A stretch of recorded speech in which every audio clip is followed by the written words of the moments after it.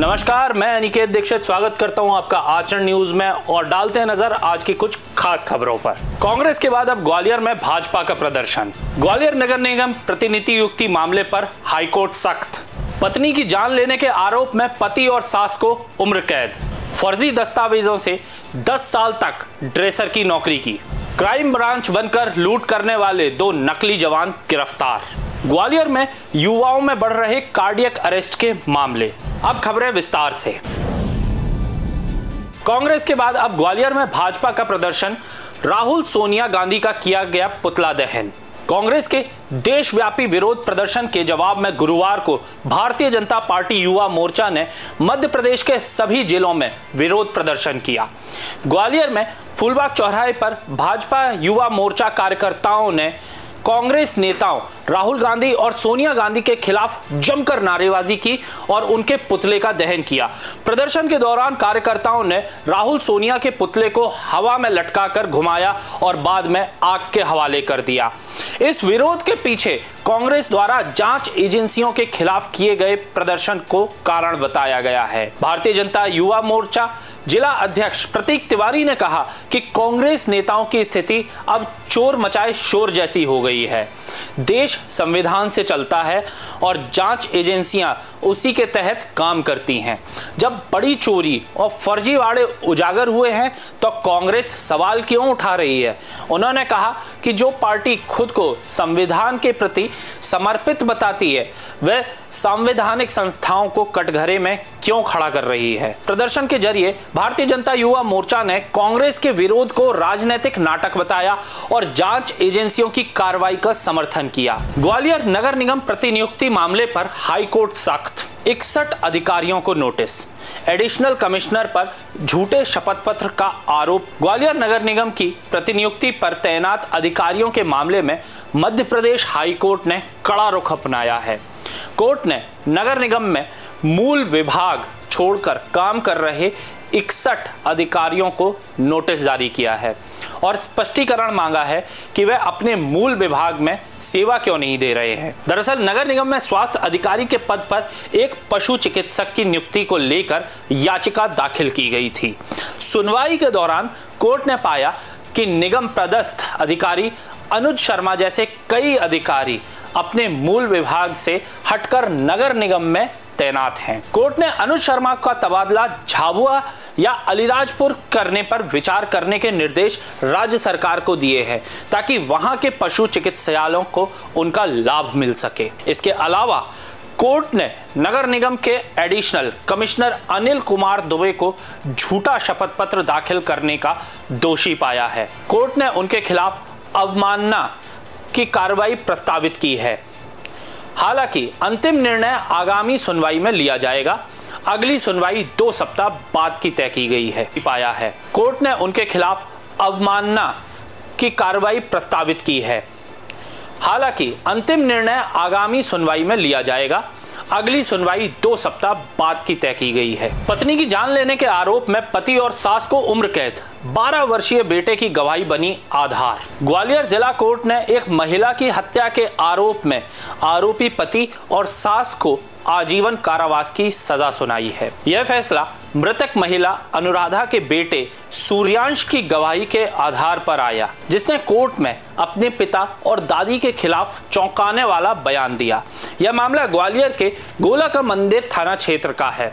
11 जुलाई 2020 को राकेश सिकरवार ने थाने में शिकायत दर्ज कराई थी कि उसकी पत्नी अनुराधा ने छत से कूदकर आत्महत्या कर ली, लेकिन पोस्टमार्टम रिपोर्ट में महिला के शरीर पर गंभीर चोटों के निशान मिले थे।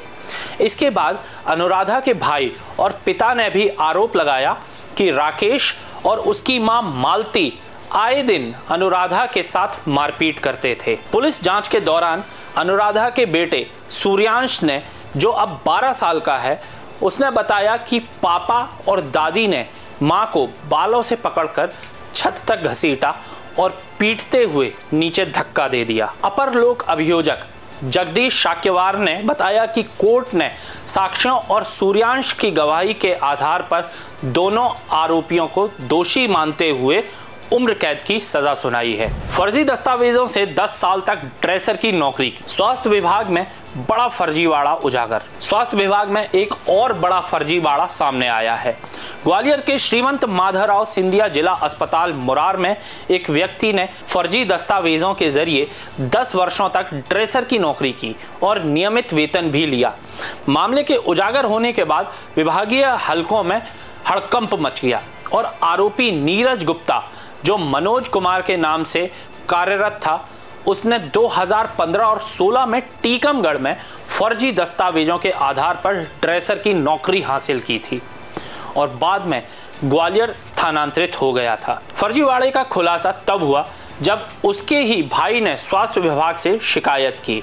जांच में सामने आया कि उसे भिंड जिले के कोषालय और CMHO कार्यालय से फर्जी यूनिक कोड जारी किया गया था। 3 सदस्यीय जांच समिति ने पुष्टि की है कि नियुक्ति पूरी तरह से फर्जी थी और इसमें विभागीय कर्मचारी की भूमिका भी संदिग्ध है। क्षेत्रीय स्वास्थ्य संचालक डॉक्टर नीलम सक्सेना ने बताया कि जांच रिपोर्ट के आधार पर CMHO को कानूनी कार्रवाई के निर्देश दिए गए हैं। मामले ने स्वास्थ्य विभाग की कार्यप्रणाली पर गंभीर सवाल खड़े कर दिए हैं। क्राइम ब्रांच बनकर लूट करने वाले 2 नकली जवान गिरफ्तार। सिरौल पुलिस की सराहनीय कार्रवाई। ग्वालियर के सिरौल थाना क्षेत्र में क्राइम ब्रांच के जवान बनकर एक व्यक्ति से मोबाइल और नकदी ठगने वाले 2 शातिर बदमाशों को पुलिस ने गिरफ्तार कर लिया है। घटना 15 अप्रैल 2025 की है, जब फरियादी देव रजक से 2 बाइक सवार युवक ने रेडमी मोबाइल और 9,000 रुपए की नकदी ठग ली थी।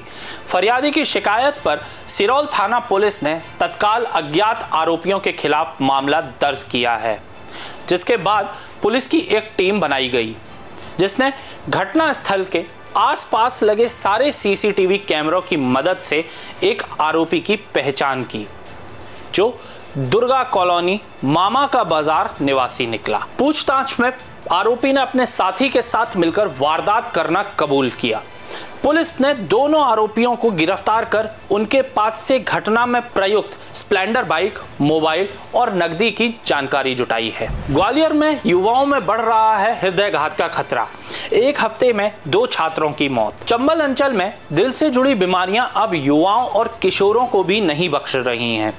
बीते 1 सप्ताह में ग्वालियर में 2 छात्रों की कार्डियक अरेस्ट से मौत हो चुकी है, जबकि 2 युवाओं कुछ समय पर CPR मिलने से उनकी जान बचाई जा सकी।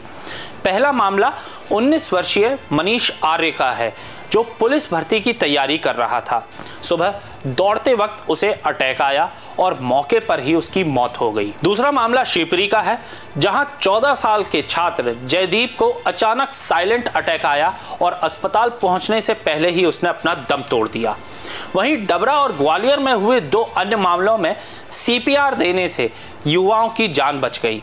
जय आरोग्य अस्पताल के कार्डियोलॉजिस्ट डॉक्टर राम रावत के अनुसार यह सडन कार्डियक अरेस्ट के मामले हैं, जिनकी बड़ी वजह है अनियमित दिनचर्या, देर रात तक जागना, अत्यधिक वर्कआउट, तनाव और जंक फूड का सेवन। विशेषज्ञों का कहना है कि युवाओं में बढ़ते हार्ट अटैक के मामलों को रोकने के लिए जागरूकता, नियमित जांच और संतुलित जीवन शैली को अपनाना बेहद जरूरी है, जिससे भविष्य में ऐसी स्थिति ना बन सके। देश दुनिया की सभी खबरें देखने के लिए जुड़े रहिए आचरण न्यूज से। आचरण न्यूज, हर कदम आपके साथ।